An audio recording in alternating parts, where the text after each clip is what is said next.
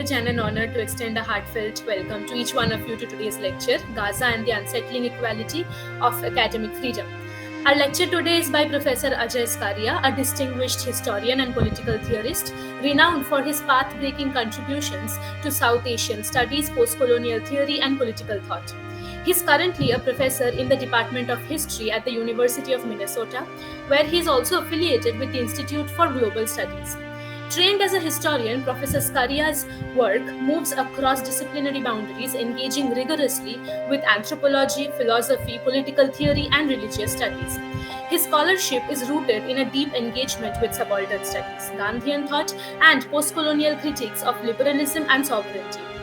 A key member of the later Subaltern Studies collective, his writings have challenged conventional understandings of power, resistance, and the colonial state, especially in the context of Western India.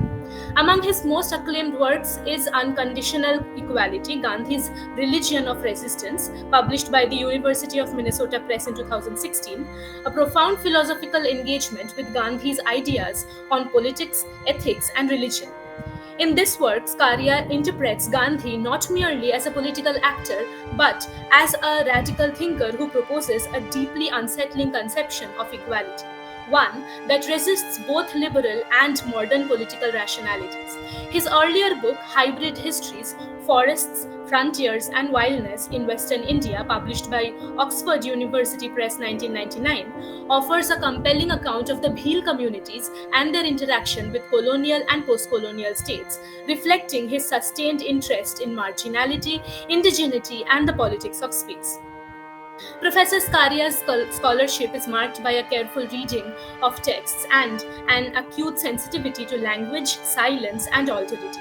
He has written widely on themes such as sovereignty, temporality, ecological imaginaries, and the limits of modern secularism. He brings into conversation thinkers like Michel Foucault, Jacques Derrida, and Giorgio Agamben with South Asian intellectual traditions, opening up new theoretical possibilities for understanding history and politics. An inspiring teacher and public intellectual, Professor Ajay Skaria continues to shape critical debates around colonialism, modernity, and resistance. His works are indispensable to scholars working at the intersections of history, political theory, and postcolonial studies. We are truly privileged to have him with us today, and we look forward to an enriching session. Thank you. Sir, you are muted. Yeah, thank you so much for that very, very generous introduction, Srijani. It's one that's going to be very difficult to live up to. And thank you, Pallav, and to the voices from the peripheral group for inviting me here. I'm glad that this is not a webinar, because one of the things that's disconcerting often about webinars, Zoom webinars, is that you don't get to see anybody except yourself. So this feels much more human. You've asked me to talk for an hour, and that is nice and long. Let me just begin by saying that what I'm going to do today is present to you excerpts from a very long paper, which I'm going to, the paper is already around 25,000 words. It's going to be published in the journal Critical Times in about a month. And what I'm going to do today is present excerpts from it.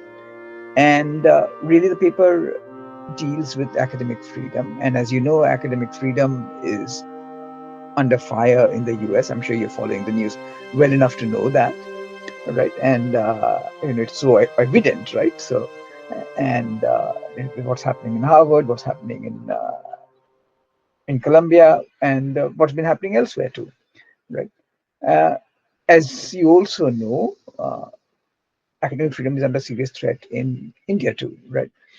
In fact, just last week, around this time, last Saturday, I was in a talk by Professor Purvanand from New Delhi, and he spoke very powerfully on the challenges facing academic freedom in India. Right? So there are obvious parallels. Right? And what I want to do today is begin with an incident that took place around a year and a half back, last June. When something around a year back, when something quite unprecedented happened at the university where I teach, which is the University of Minnesota. We had an interim president then, Jeff Ettinger, and he announced the cancellation of a higher that our department, the history department, had made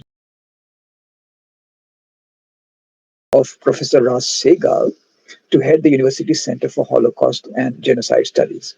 Now, this cancellation was the culmination of a dramatic series of events. You know, uh, less than 2 weeks earlier, the dean of our college, Professor Ann Waltner, had decided to offer Professor Segal the position of the director of the center. And I should say that Waltner's decision to hire Segal was itself an extraordinarily principled and courageous act of academic freedom. Because, say, in October 2023, Segal, uh, soon after you know, the beginning of the current Gaza genocide, Segal is himself a scholar of the Holocaust and himself a Israeli descendant of Holocaust survivors. He said in an interview in Democracy Now! And in an article in Jewish Currents that the Israeli response to Hamas's quote unquote mass murder of Israeli civilians, right? That the Israeli response, which he said was a war crime that Hamas's mass murder, which he described as a war crime under international law that rightly provoked horror and shock in Israel and around the world. But he both condemned what Hamas was doing and described what Israel was doing in opposition as a textbook case of genocide, right? His statement deeply upset some scholars at UMN who started a campaign to torpedo his candidature.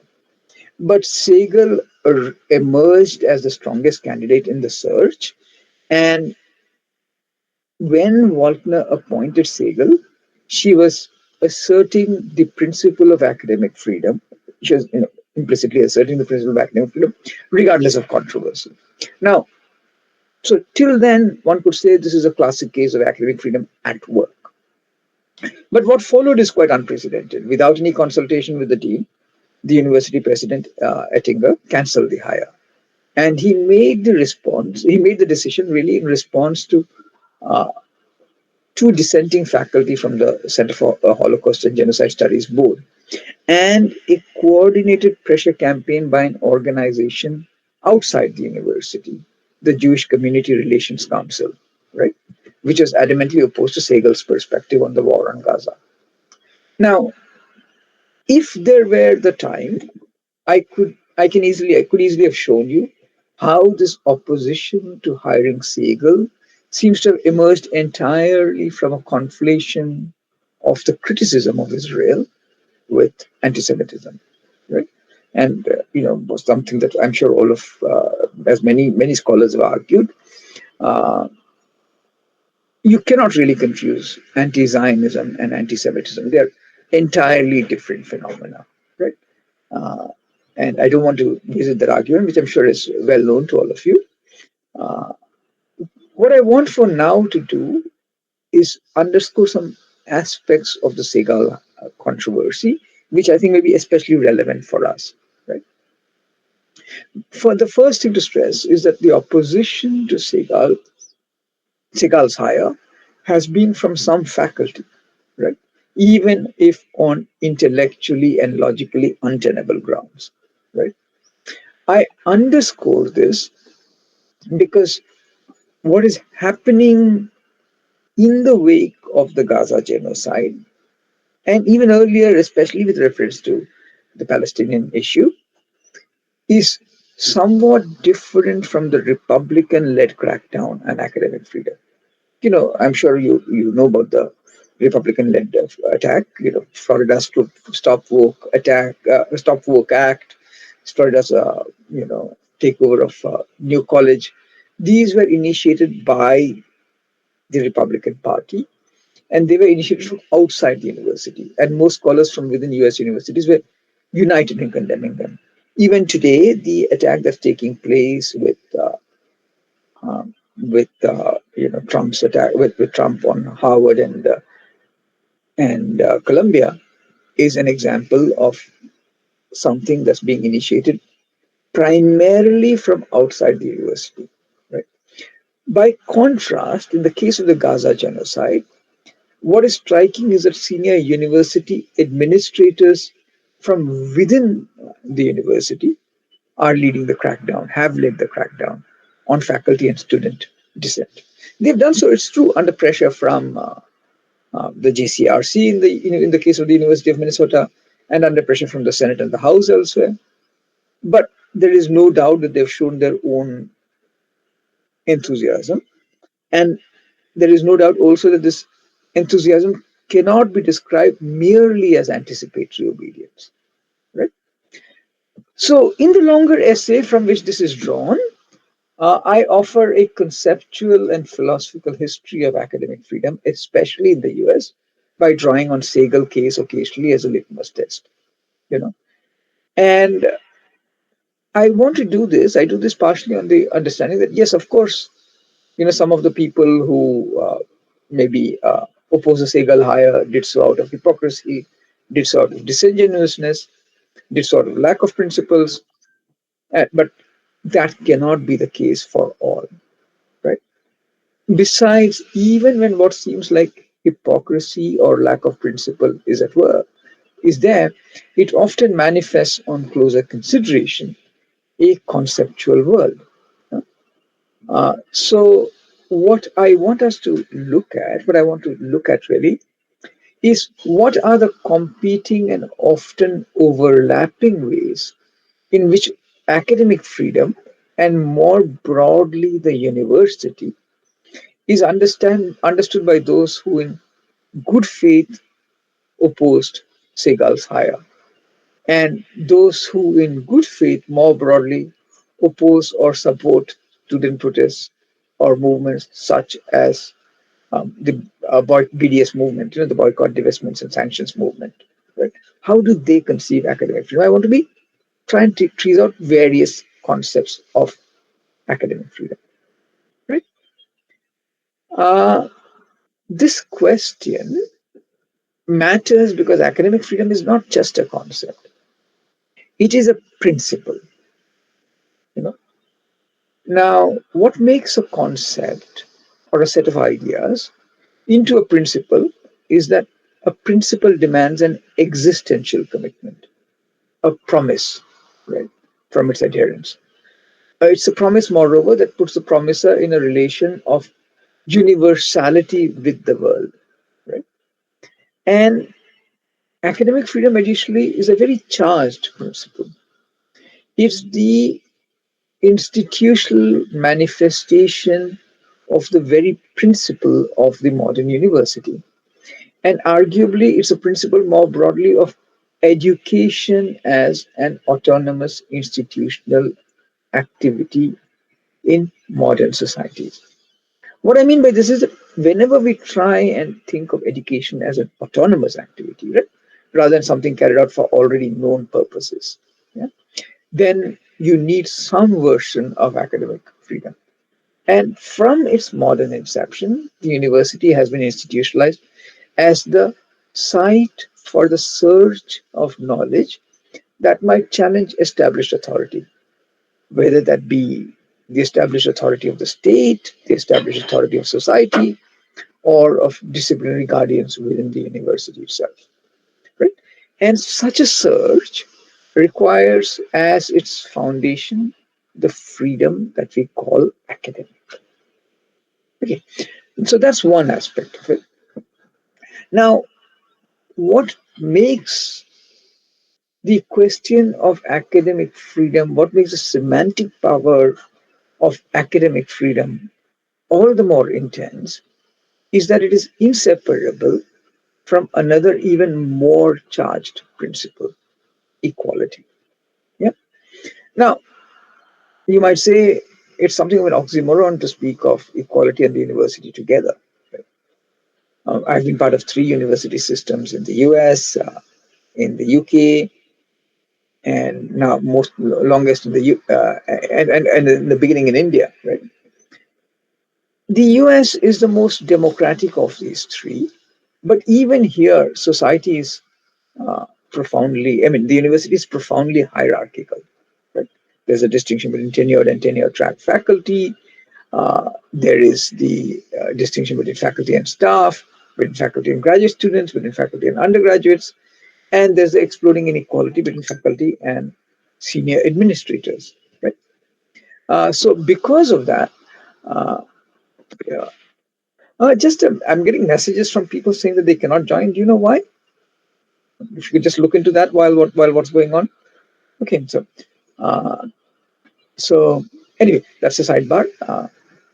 The what I want to stress is something else, that that the very principle of acting, the reason I bring equality and academic freedom together is that the very principle of academic freedom also intimates something else.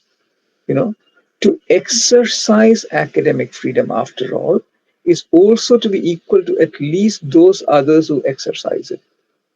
Because the modern university must be organized around the principle of academic freedom, the tremor of its equality is everywhere. To be clear, I just want to be clear that, look, one must distinguish between, uh, you know, equality is everywhere incompatible with hierarchy, but it is entirely compatible with the authority that we might extend to somebody whom we think of is is it's entirely compatible with authority. That is to say, when I regard somebody as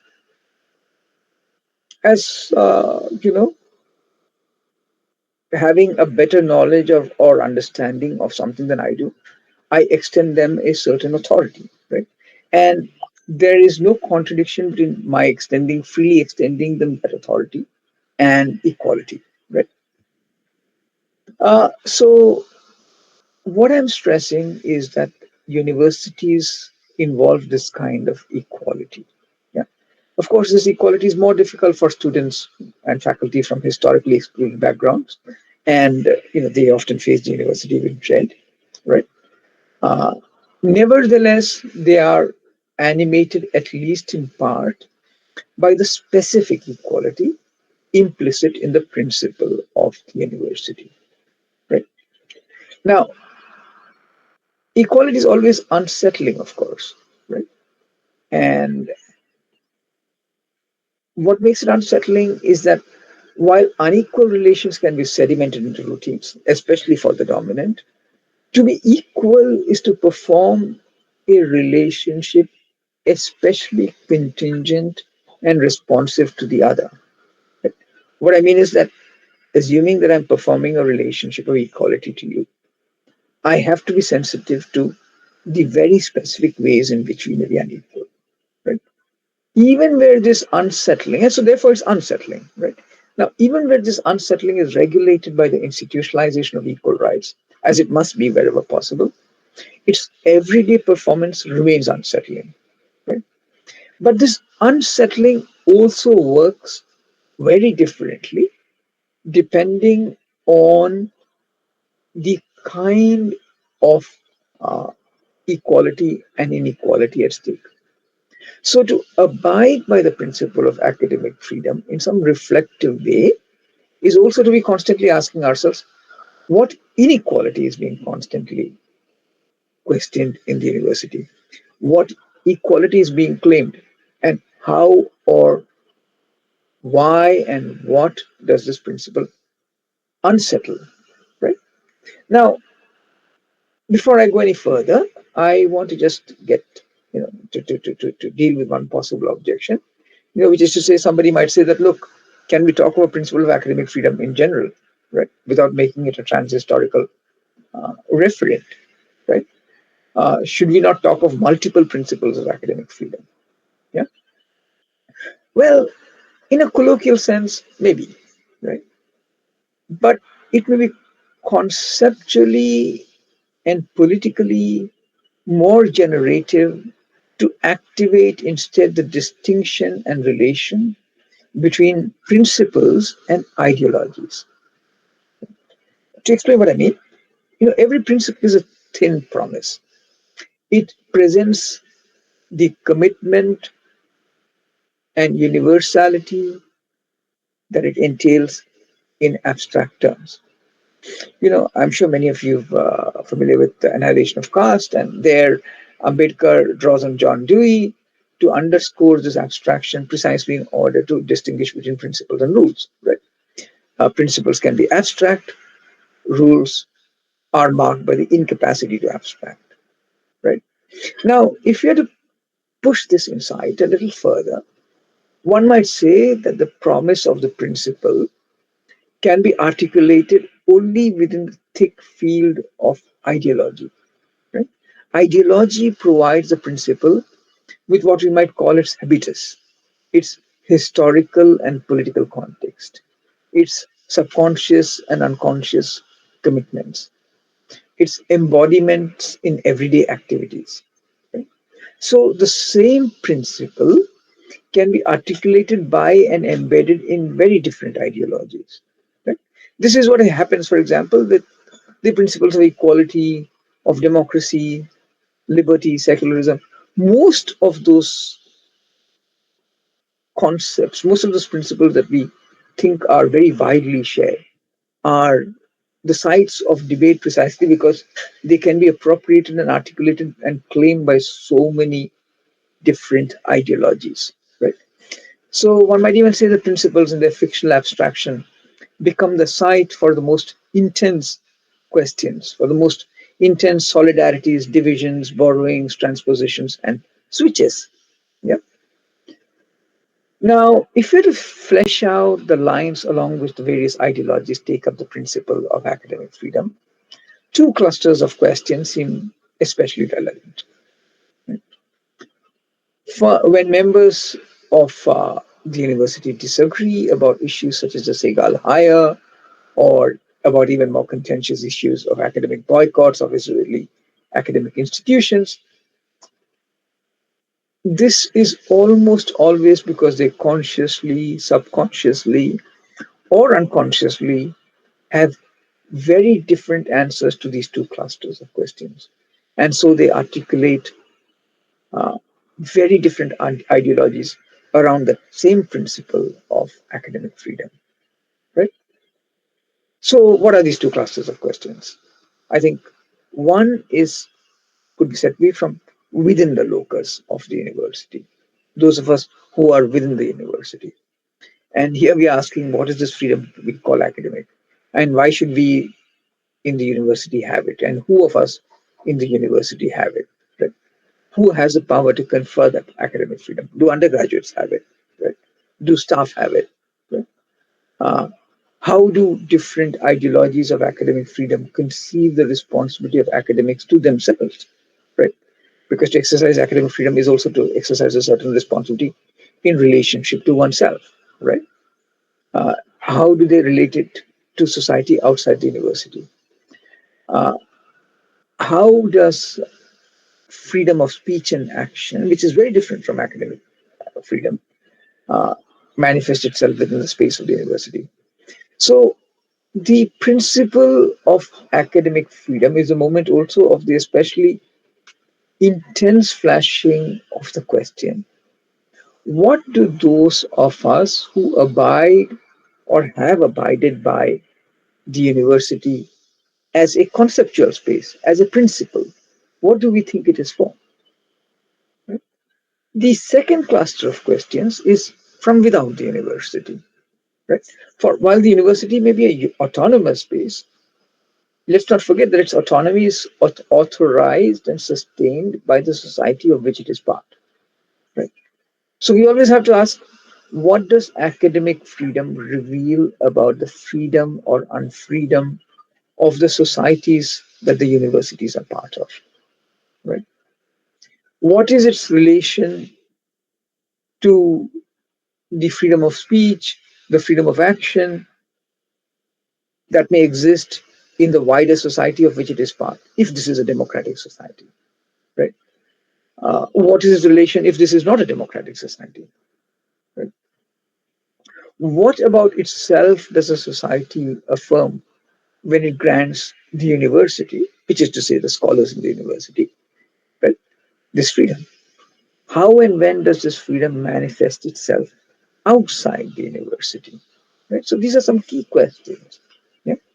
And if we work with these two clusters of questions, it seems that we can conceptually and historically distinguish between four ideologies or discourses or traditions. Right? And let me just describe them very briefly and then go through as many of them as is possible in the hour that suppose now there's only around 40 minutes left, but around in the hour that or so that you've given me, right? Uh, and I will call them the liberal professional, the egalitarian minor, the neoliberal, and the neoconservative. The last rejects any significant notion of academic freedom itself, right? Uh, and let me just quickly indicate the differences between these four before, so that you know especially since I will not get through all of the paper, so that you know the kind of structure that of the paper as a whole, of the argument as a whole, right? Now, towards the late 18th century, uh, Immanuel Kant articulates the intellectual foundations of the modern university, right?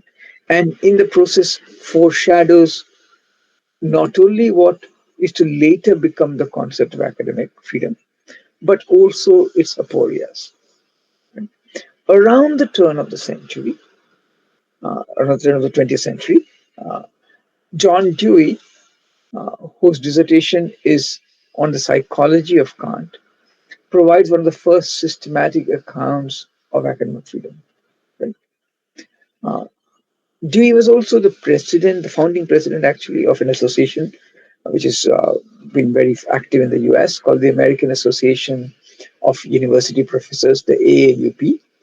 And in 1915, that association provides a report, produces a report that defines, arguably for the first time so systematically, the modern concept of academic freedom. Now, what is striking about this concept of academic freedom is that it departs from Kant, not least in the concept of the public that it articulates.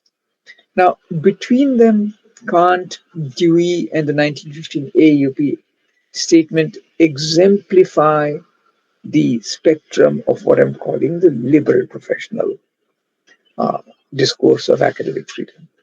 Yeah? There has also been a skeptical and restrictive discourse of academic freedom, incipient right from the mid 20th century at least. Since the 1980s, this tradition, call it neoliberal, has become increasingly influential in the US. Yeah. And in the longer paper, I look at how this is articulated by Stanley Fitch. Right? And really, if I have to talk of the dominant ideology amongst administrators in US universities, I would call it neoliberal. Right? And just as I would call the dominant ideology amongst faculty liberal. Right?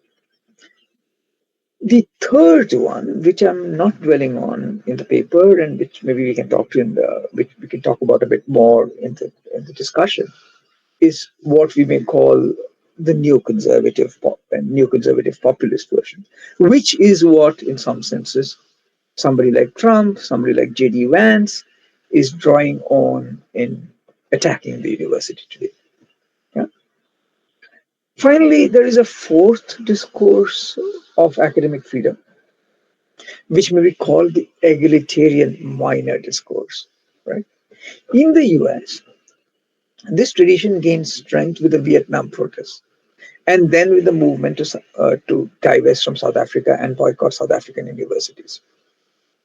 In the decades since then, it encounters massive pushback, both from the liberal professional tradition, the more conservative version and from the increasingly aggressive neoliberal tradition. So two kinds of conservative attacks on it, right? And in some senses, you know, obviously it has been demonized, especially since the neoconservative populist version has taken off. Yeah. Now, despite all of this, it has held on tenuously, helped in part by political mobilizations around minoritized identities, you know, a symptom of which is the persistence, and a symptom of its persistence is a recent endorsement of academic boycotts by the AAUP. Right?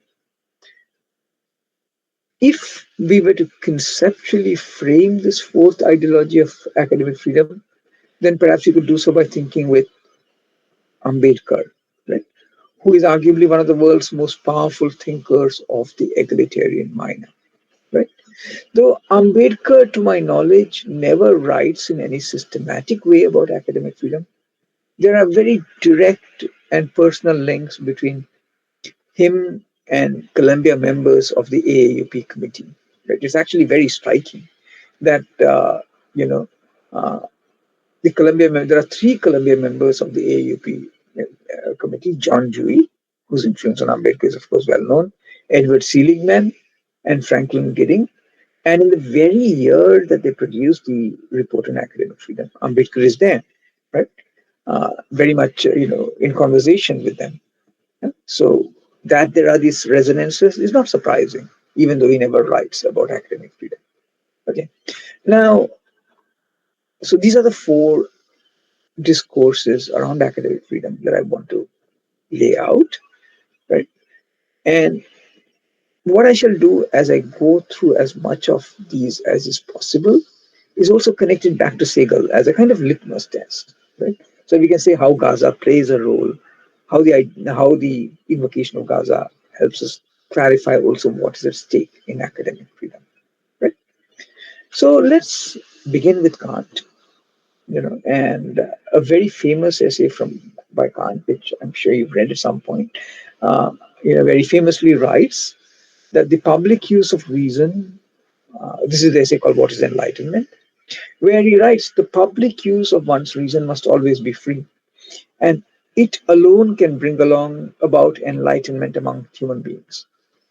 The private use of one's reason may, however, often be very narrowly restricted without this particularly hindering the progress of the enlightenment.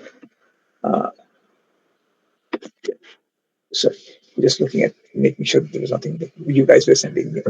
Uh, what I also going on to Kant, but by the public use of reason, uh, by the public use of one's own reason, I understand that use which someone makes of it as a scholar before the entire public of the world of readers.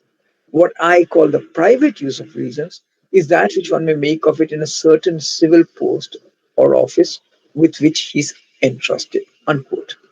Right? Now, you can see why generations have been drawn to this vision of the public use of reason. It is one of the inaugural moments of the modern figure of the intellectual. Right? The intellectual being the figure who speaks of the universal in the name of reason, who even seeks to embody the universal. Right? Uh, it is also, and this is related, one of the inaugural moments of the assertion of a community centered around the equality of rational beings. This equality of rational beings offers one modern way of conceiving a democratic world. Right? We can come to its exclusions later if you want. Most evidently, it entails a categorical imperative where people who accept the moral law treat each other as ends in themselves. Yeah. As or more crucial is Kant's vision of how to institute a public use of reason among those who do not accept the moral law with a proper constitution, right? Moral law, right? With a proper constitution, he notes in the first addendum to this essay called Perpetual Peace, even a nation of devils following only their own self-interest can be brought to regard each other as ends in themselves if only they have understanding, right? So this is what is usually meant by the public use of reason.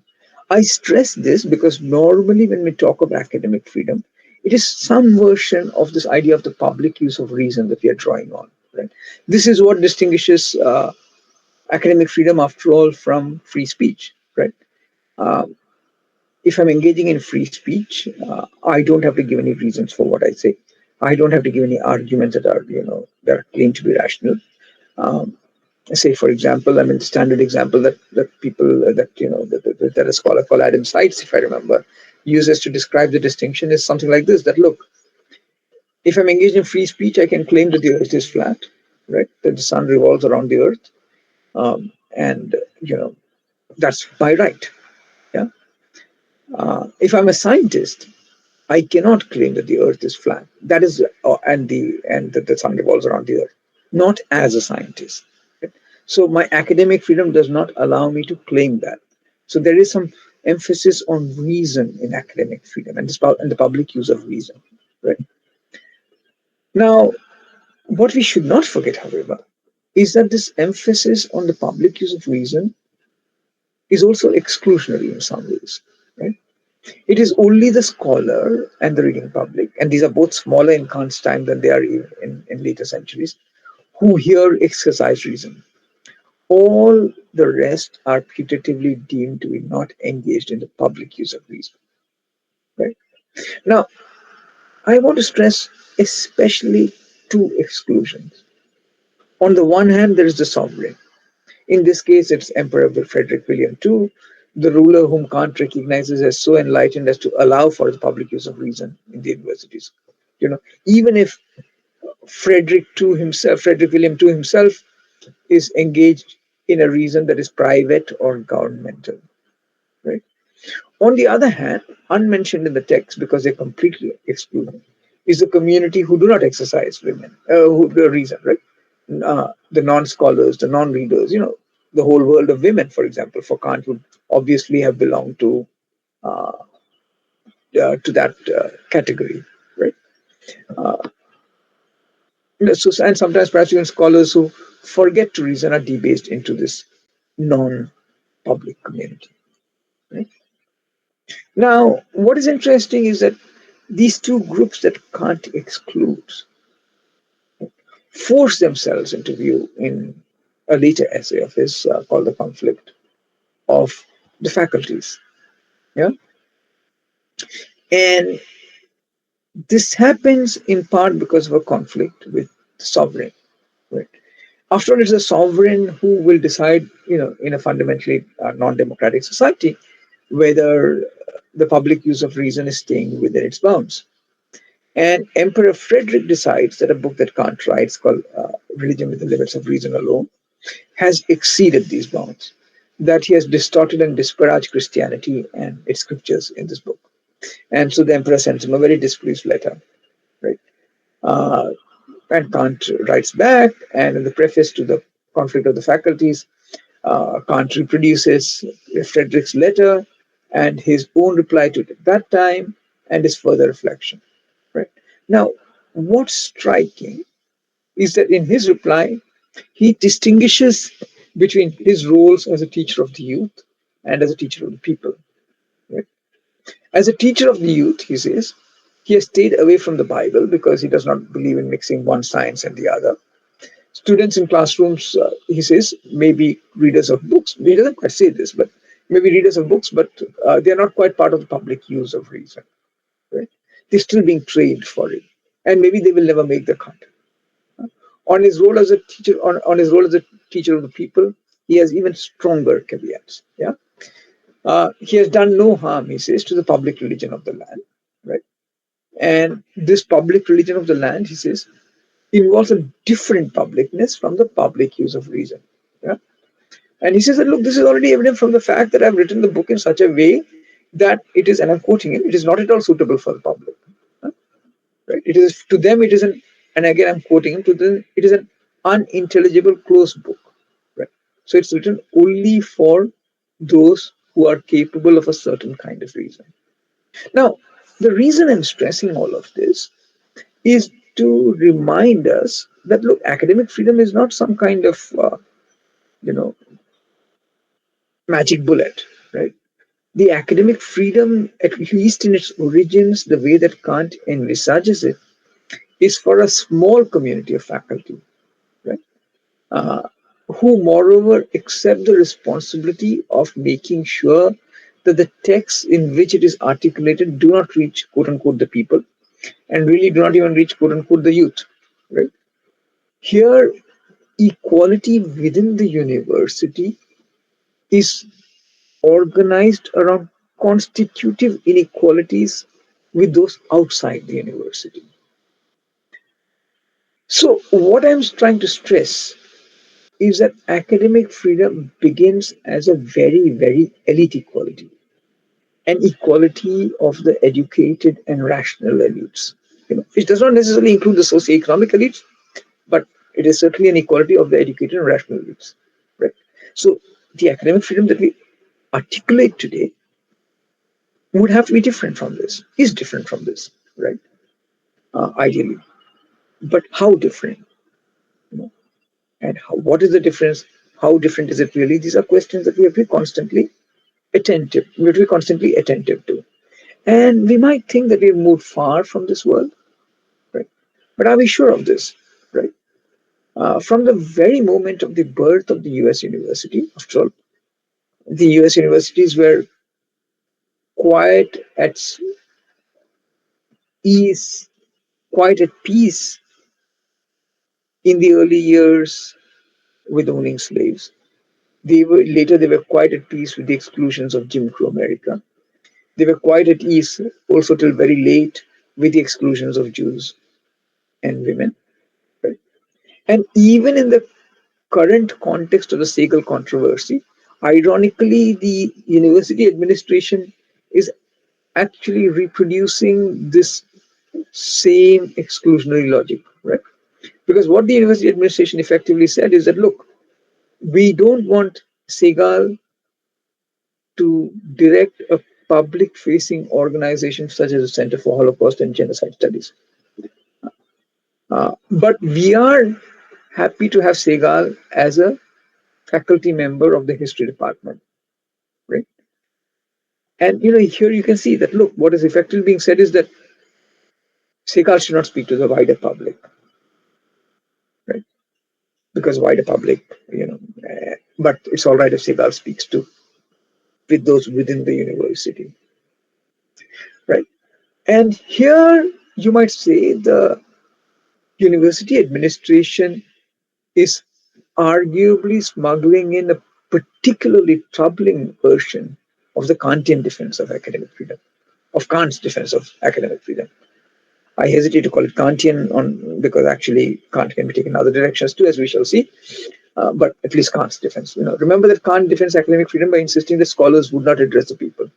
His assumption being, of course, that the people were not capable of moral reasoning, right? Analogously, what the president and the senior administration also make clear is that, look, we don't want Segal to address the public. It's all right to have him for a conventional faculty position.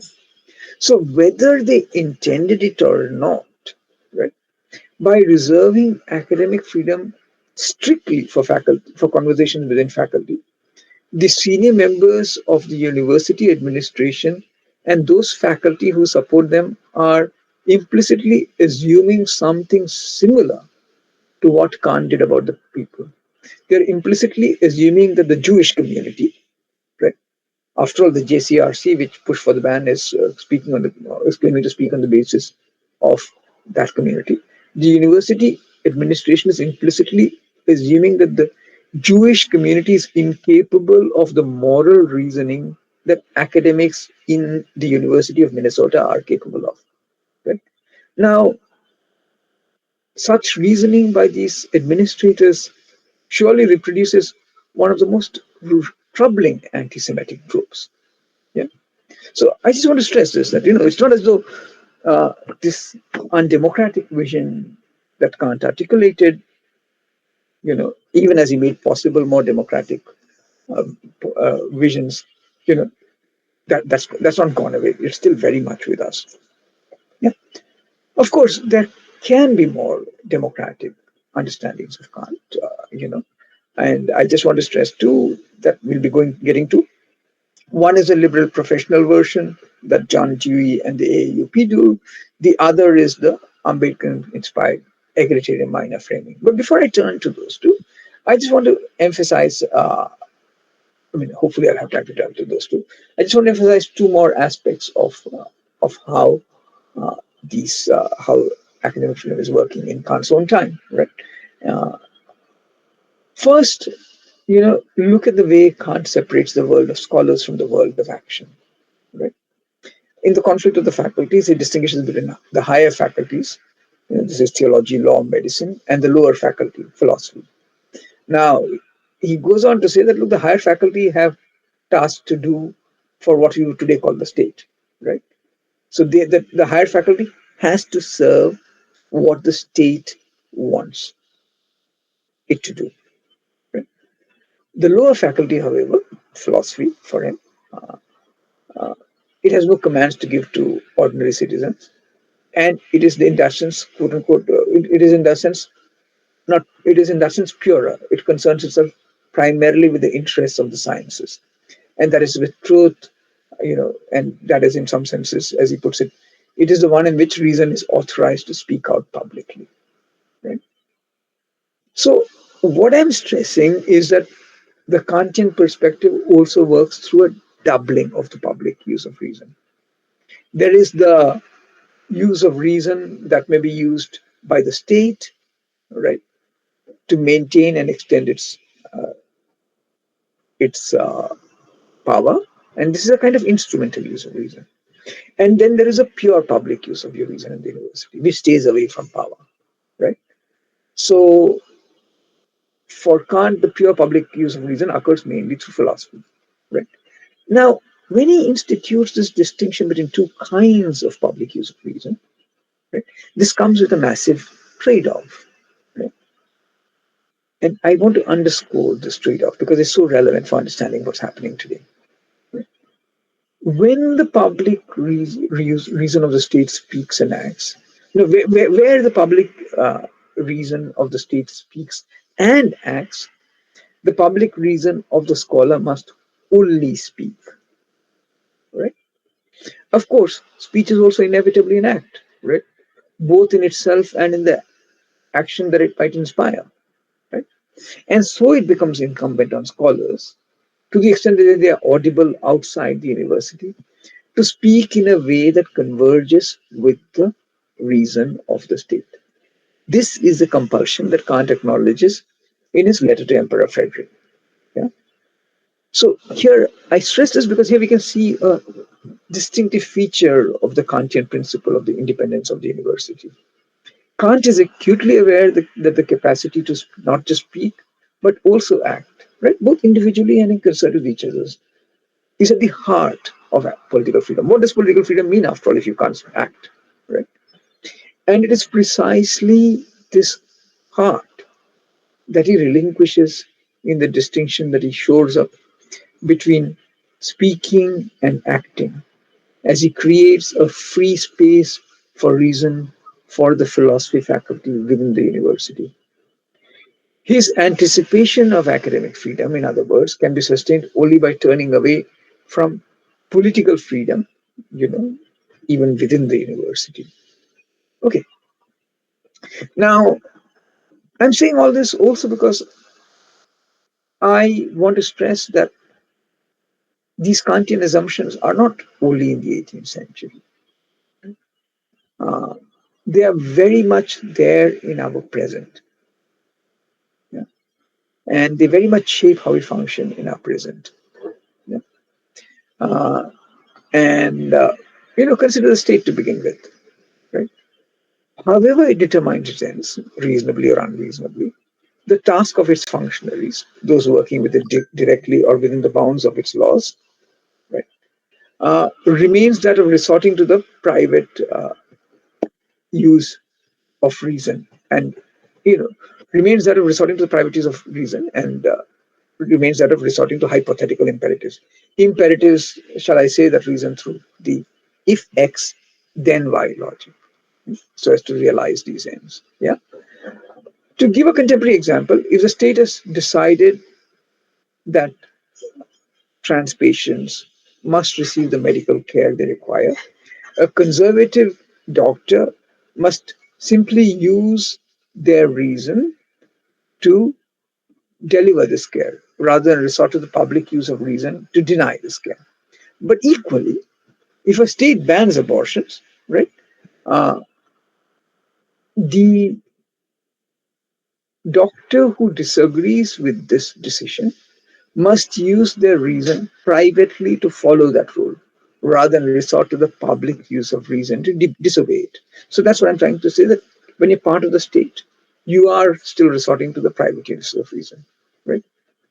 Uh, as for the modern university, the very fact that the states claim to the public use of reason, right, uh, is even more tenuous, makes the university's aspiration to the rational public sphere all the more conspicuous, right?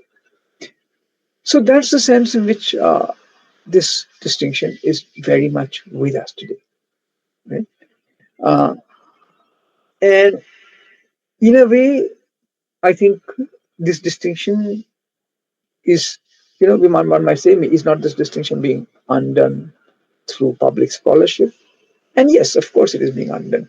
But we must not forget that this public scholarship often leads to challenges, right? The speaking on public matters is exactly when scholars face pushback from the state. Uh, one clear inference that vulnerable or cautious faculty members will surely draw from the withdrawal of the offer to Professor Segal is that public scholarship may have unpleasant consequences, right? Uh, Besides, is it not two Kantian presumptions? The presumption that faculty and even student speech represents public reason, and that moreover this reason should not only be segregated from action, but so segregated as to not be a provocation to action, that explains the often incandescent anger of mainstream Democrats and the discomfiture of quite a few liberal faculty too over the protests at the universities. Right? Now, without going too much into these questions, and we can come back to this later, I want to shift to the movement that we may call the liberal professional movement, which I think is inaugurated by John Dewey writing in 1902 when he publishes an essay called Academic Freedom. Right? This is one of the first early significant essays devoted to that specific phrase. You know, uh, and the essay is very striking because it reflects a new centrality of the concept. Dewey declares that any restriction of academic freedom is directed against the university itself. Yeah. And he says, that, look, this is because the university function is a truth function, that of both discovering the truth and transmitting it. Okay. And the fact that Dewey is doing this is itself perhaps symptomatic of a profound transformation that has been taking place. Right? Dewey is like a raft of other scholars in the early 20th century, and that he initiates a process which is continuing today of emphasizing not so much the truth as the truth process. Whereas truth names a substantive end or goal, a truth procedure is concerned with the path or the means, the protocols or the methods used to investigate a question. Right? Focusing on truth procedures in this way allows the issue of truth to be put under erasure, even to be deferred for all time. Right. So that's what Dewey is doing when he makes that distinction. Right. But there is also, and so this is in some senses something that Kant has already initiated, and Dewey carries further. Right? And one of the ways in which Dewey carries this further is by trying to distinguish between the various faculties. And he says that, look, by the time he's writing the distinction that we are familiar with between the sciences and the social sciences on the one hand and the social sciences and the humanities on the other hand, is clearer, right? And he says that, look, in the case of the sciences, uh, it's clear that they pursue truth, and we know that their truth is different, and we know that sometimes they'll face opposition, say from those who oppose evolution, but that the work that they do is very clear. He says, it's more messy in the case of sciences like psychology, right? Where what they're doing is not necessarily very clear. How is it whether what they're saying is true is not necessarily very clear, right? But still, he says that precisely because they may challenge existing opinions, they need academic freedom, right?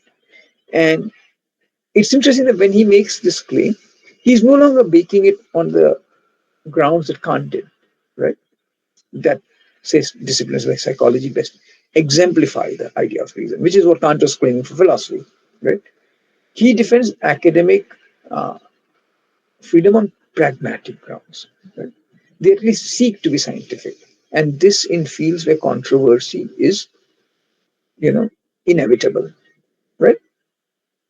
So, in some senses, what you're noticing is that the reasons for the 20th century rise of academic freedom cannot be found in the Kantian idea of the university.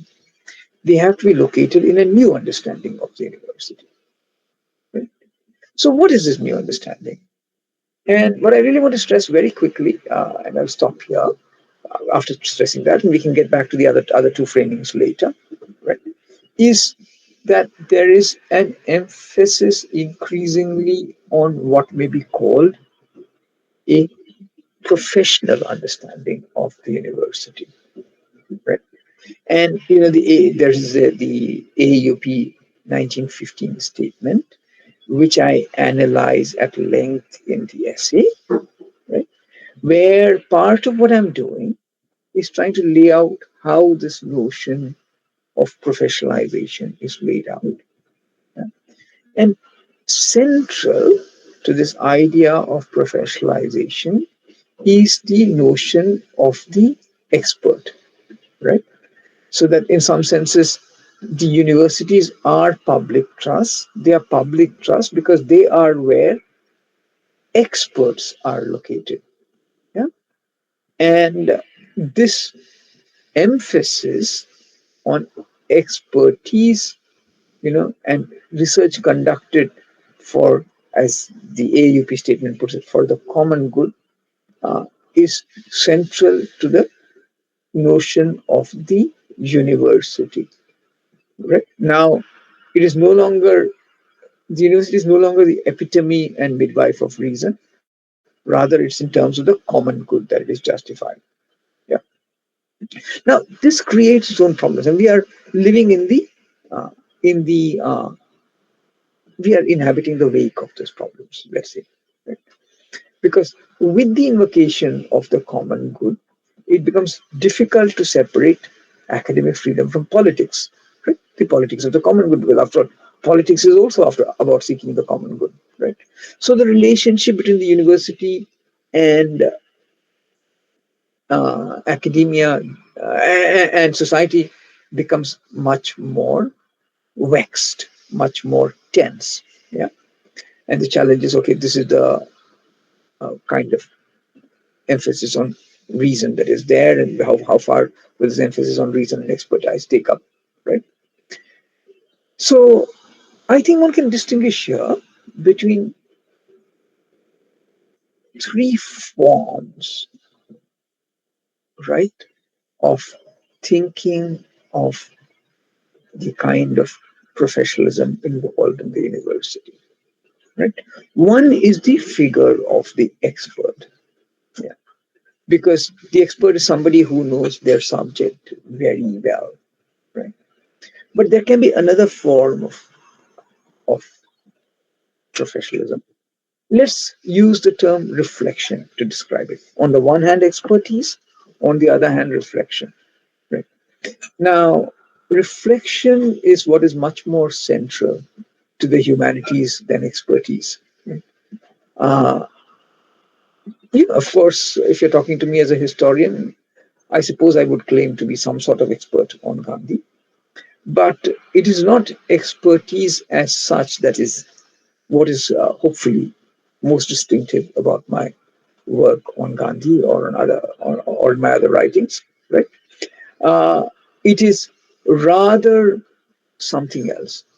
And to get to the something else, it may be useful to get to revisit the distinction between, I'm sure all of you know this phrase from Donald Rumsfeld, yeah, uh, where he talks that, where he talks of known knowns and known unknowns, right?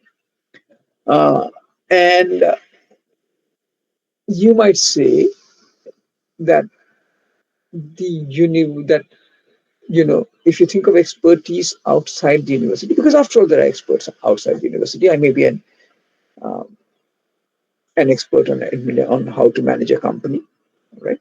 And I obviously have some expertise. That when having that kind of expertise, I'm engaged in what we call known knowns, right? And I might be concerned with some known unknowns, but only in an instrumental way, only to the extent that I can already know the answers to these questions, right? What happens in the university is that I'm concerned with known unknowns in a non-instrumental way.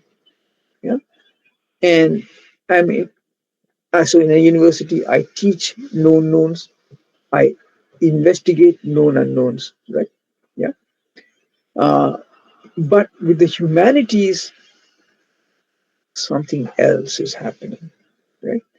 We could, go to what Rumsfeld does not dwell over, right? Which is the unknown unknowns. Yeah, Rumsfeld says he's talking in the context of the Iraq War, and he says that look, there are unknown unknowns. Yeah, and you know, this is the category on which he flounders, right?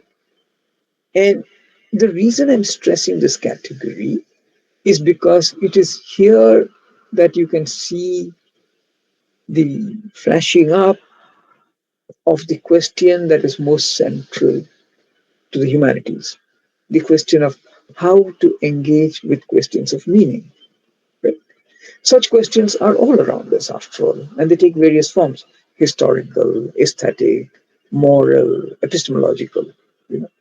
What distinguishes questions of meaning is that they are not so much about what the world or we are as about who we are, right? Individually and collectively. This question of who we are can, of course, be answered immediately with positive content. It can be made into a what question, right? But we cannot repress them, and they emerge everywhere. For example, when I ask, is the death penalty justifiable? Can we demand a right to abortion? Can we demand a right to gender affirming care? Right? If so, how and why? Right? To answer any of these questions is to answer also the question of who we are, which is always inseparable from the question of who others are. Right? So these questions are what might be called unanswerable questions. Yeah? To call these questions of meaning unanswerable does not mean that we do not seek to answer them. To the contrary, we are always asking and answering them, both through our explicit choices and through our comportments and dispositions. Right? Nor does calling them unanswerable mean that we do not have answers to them. I think, for example, I have very strong feelings on the death penalty, on abortion, on gender affirming care, etc. We call them unanswerable because these questions are not means to an end. Rather, answering them involves reflecting on the question of who. Yeah. And in that sense, you know, we have to keep on pursuing these questions. Yeah. So effectively, what I'm saying then is that expertise is concerned with answerable questions. Reflection is concerned with unanswerable questions. Uh, and what I'm stressing, just to be absolutely clear, is not what I'm saying, just to be absolutely clear, is not that unanswerable questions are superior to answerable ones or the other way around. Neither one can exist without the other. Each one proceeds through the other, right? Uh, but, you know, in some senses, both uh, de- demarcate different spheres, right? And before I end for today, I just want to stress two or three things. Right? At the beginning of the essay, beginning of this talk, I said that academic freedom is the institutional manifestation of the principle of the university, and I resorted to that locution, institutional manifestation, because The principle of the university is more properly described as that of the unanswerable question, right? Or its infinitesimally close question, the answerable question with an infinite horizon. Once the unanswerable question and its close cousin are banished or obscured, there is no conceptual way to describe the modern university. Then you can say empirically, okay, these institutions are part of the university and others are not, but conceptually, you don't have any way of describing the university. Yeah. So, and the moment you're engaged with the unanswerable question, you are no longer in the field of expertise. You are in the field of reflection, right? And with reflection, the unsettling dimension of equality also gathers force. The equality of expertise already does bring about some unsettling, right? Look, experts do displace the older and far more hierarchical order of craftsmanship, right? And experts are broadly equal to each other. But expertise also remains a credentialed and policed quality, right? In academia, for example, the PhD is usually the ticket of entry into the world of expertise. And it often has a hierarchical relationship with what it excludes. By contrast, the unanswerable question brings about a more forceful unsettling. Yeah? And it's this forceful unsettling that is at the heart of the humanities, I would stress, and at the heart of uh, part of what academic freedom too. So I will just, you know, stop here for now because I've already taken around an hour as you asked me to. Yeah. And I realize that I've left you kind of halfway through an argument. Yeah. But hopefully I've opened enough avenues that we can pursue some of these questions further. Thank you very much again for this opportunity to speak to all of you, and I look forward to the conversation. Thank you so much, sir, for that very interactive session. It was very accessible and a treat to listen to you. Sir, should we take a few questions then? Yeah, let's do it whatever way you want. Okay, sir. Sir, there are some questions coming in from Facebook. Ayush, I'll come to you after this first question. Shayanton is asking from Facebook, to what extent does the global academic community's selective defense of academic freedom, vigorous in Western liberal contexts, yet conspicuously silent or complicit in the face of Israel's destruction of Palestinian universities, reveal the racialized and imperial scaffolding of this very ideal?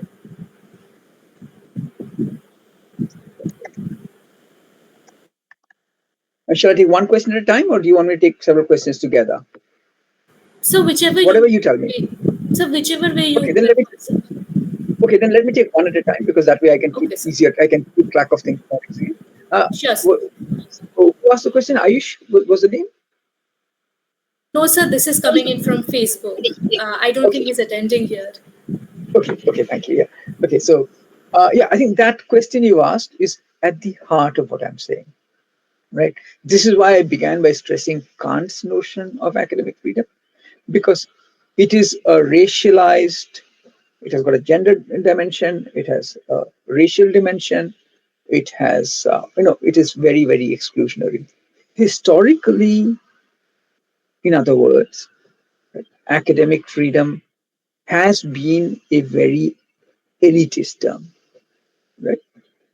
I think it's very important to remember, for example, that in South Africa, in apartheid South Africa, right, the universities had academic freedom at the very time that, you know, even freedom of speech was denied to um, ordinary citizens, right? Especially citizens of color, right? So there is nothing, especially in the liberal, you know, let's say, let me put it this way, let me try and hierarchize these things. Yeah. I know it simplifies a little, but just for the sake of argument, just for the sake of clarification, right? If you look at Kant's understanding, it is very, very exclusionary. Right? When you come to Dewey and you come to this liberal professional understanding that he helps articulate, it's much less exclusionary. Yeah? And part of what I'm stressing is that in the way we have responded to what's happening in Gaza, we have gone back to the uh, most exclusionary aspects of the Kantian understanding of academic freedom. Right? So, yes, I could not agree more with you that there is a profoundly racialized dimension to academic freedom in the Kantian framing and to some extent in the liberal professional framing. What I did not deal with is the notion of is the egalitarian minor framing, right? Which we may trace back to the emphasis that look, what does it mean to think of equality involved in reflection, right? When you think of equality through reflection, in some senses, you are challenging these hierarchies. So, academic freedom has the potential to be very, very exclusionary. It also, in its radical manifestations, has the potential to be extraordinarily inclusive and inclusive in a way that is different from the inclusiveness of freedom of speech. Yeah? Does that kind of answer your question? Please feel free to ask me further if you don't. Yeah. Sir, we should move on to Ayush. He has been raising his hand. Ayush, could you unmute yourself and ask the question? Oh, thank you, sir, for your generous talk, and it's very, very good and encouraging talk. And hello, sir. My name is Ayush. I'm student in Northeastern Hill University. I'm pursuing my masters in medieval Indian history. Uh, Uh-huh. So I'm so out of these kind of post-colonial debates and nowadays. But I look up to the Gaza news, and even if in our feed, in our newspaper channels, and there is independent media also. There are script.in and so other independent media. So we have some news. So I have that one question. I mean, if I mean I read Bhaba's one book, Theory of Culture. I Mhm. am asking question from him only. Mhm. If Homi Bhabha's the third space promises a subversive rupture within colonial discourse, a space where resistance, hybridity, and negotiation unfold. Then, what is the ontology of Gaza in this framework when the very possibility of space is raised by settler bombs and resistance is not theorized but inserted? Does the Gaza expose the limits of post colonial hybridity, revealing instead a necro space where the colonized is not permitted ambiguity but only obliteration? And if so, is the silence of the post colonial theorist not a final act of epistemic betrayal masquerading as academic restraint? Mhm. Mhm. Well, uh, look, I'll be honest. I mean, I don't remember Homi's argument. It's some decades. It's close to a decade and a half since I last read Homi. So I honestly don't remember the details of Homi's argument. Yeah, and but very broadly speaking, I would say that I don't necessarily see this as a rejection or a revealing of the limits of post-colonial or decolonial analysis. In fact, I would see this as uh, a manifestation of how correct the post-colonial and decolonial analysis is. And I hope post-colonial theorists have not been silent. I think a lot of those who can have been speaking out, right? Sometimes I think I definitely wish they would speak out more still. But I do think, that postcolonial theorists have been speaking out against what's been happening to some extent at least. Yeah. Uh, so yeah, what is happening in Gaza is exactly a new manifestation in our times, in our neoliberal and neoconservative populist times, right, of the kind of violence and domination that is already taking place with colonialism, right? Of course, this is, as I said, colonial violence was a liberal violence. Yeah. What we have now is a neoliberal and neoconservative violence. So its mechanisms are different. The way it unfolds is different. You know. But and of course, postcolonial theory must take account of this difference, right?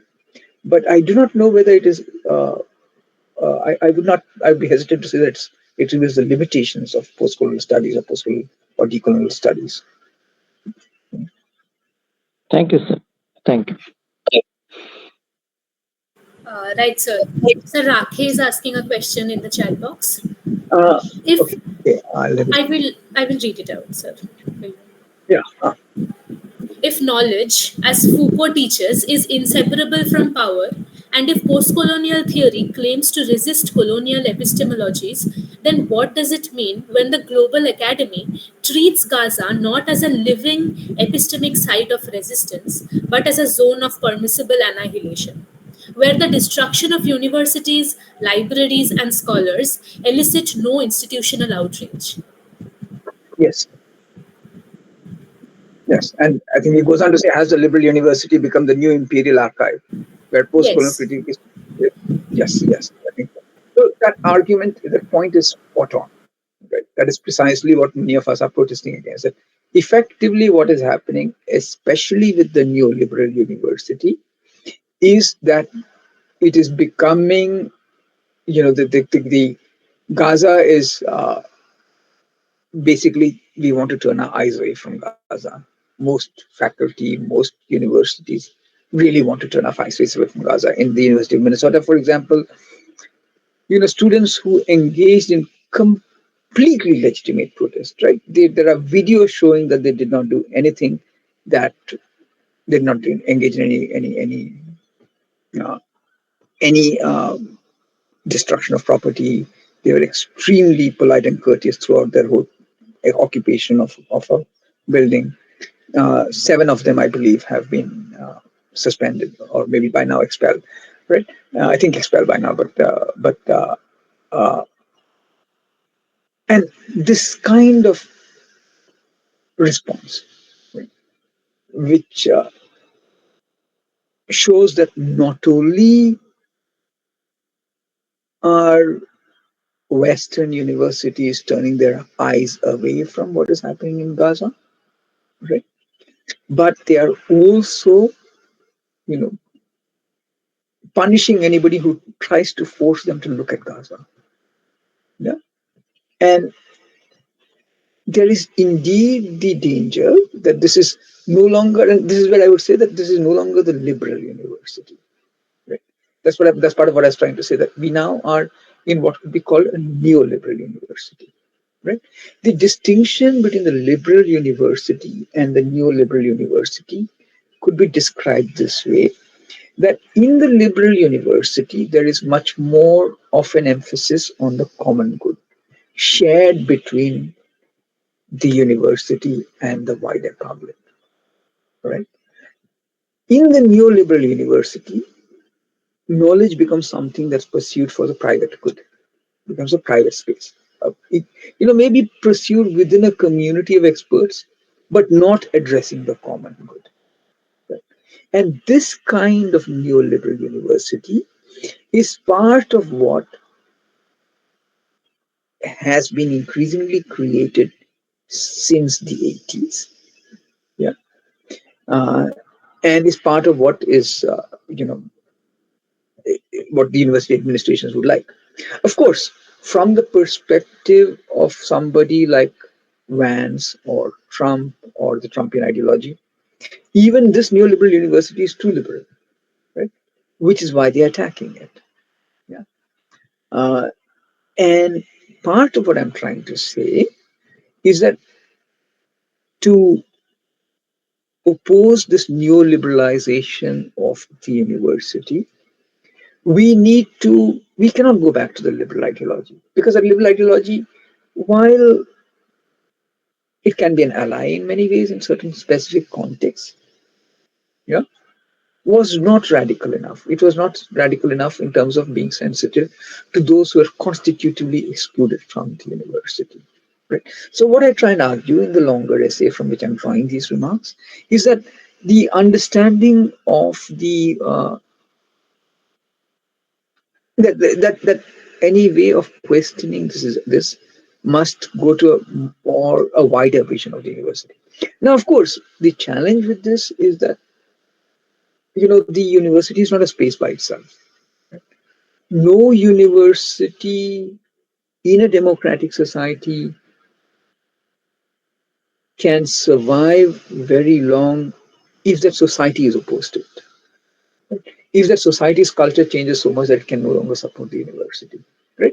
Because there are two principles of freedom in the university and in societies, and in democratic society.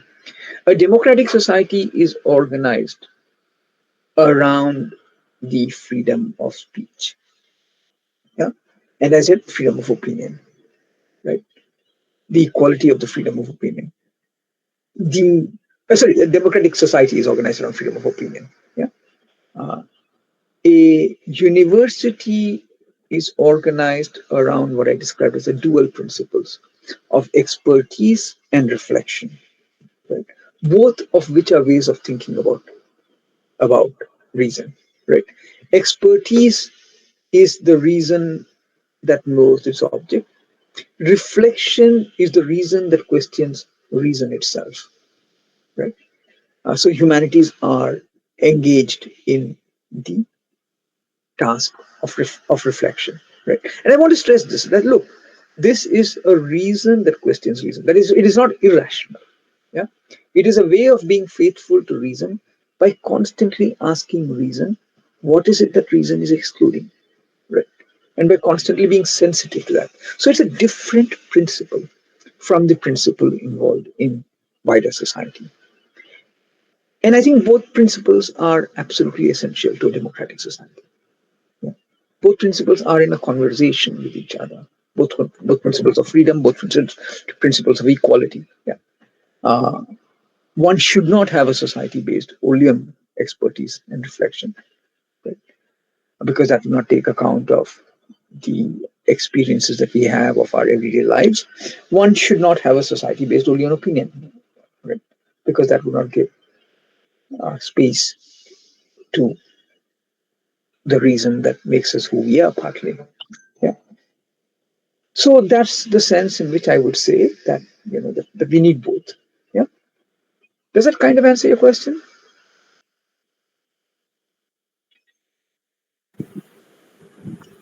Rakhi, are you here? I don't think. I think she's facing some network issues. Sir, in the meanwhile, should I take a final question? Sure. Okay, sir. So this is also coming in from Facebook. I do not understand the last part of this, but this is the first part of it is what got my attention. Does Okay. the destruction of Could you paste? universities? Yes, sir. I said, could you paste the question in the chat that way I can read it also as you're reading? Yes, sir. Sure, sir. I'll do it. I'll do it. Yeah. Just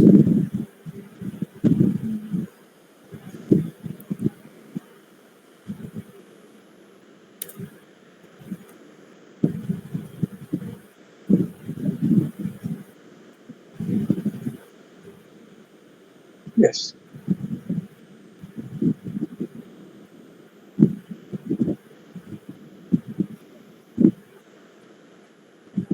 Does the destruction? Yeah. You want to read it out, or shall I read it out? I can do it, sir. Yeah. Why don't you- Yeah. Does the destruction of universities in Gaza constitute a form of epistemic violence in Spivak's sense, where not only are Palestinian voices silenced, but their very capacity to produce knowledge is structurally annihilated? And if so, how does this challenge the fetishization of voice in postcolonial theory itself? Uh, yes, there is absolutely no doubt that the destruction of universities in Gaza constitutes a form of not just physical violence, but also epistemic violence. Right? There can be zero doubt about that. This is why the BDS, this is what the BDS movement has constantly said, right? In demanding BDS, in saying that, look, this is about knowledge. It's about fundamental ways in which knowledge is produced. As to the other part of the question, about the fetishization of voice, I'm not entirely sure uh, what you mean by this, but let me just get to this. Let me just get to what I would make of it.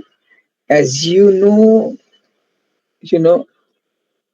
Spivak's most famous essay is "Can the Subaltern Speak?" And part of what she was trying to say there is that no, the subaltern cannot speak. But what she meant by that is that, look, speech is itself a particular form of of being, right? Of having agency, right? Of having being an autonomous being, right?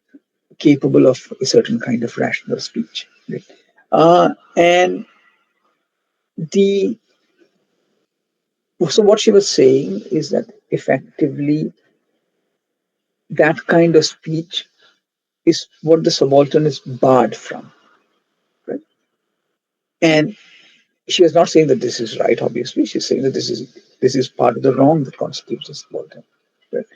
And part of what is happening in a lot of the critiques that postcolonial studies undertook was both to, on the one hand, enable speech, and on the other hand, recognize the ways of being, of sociality, that are outside speech.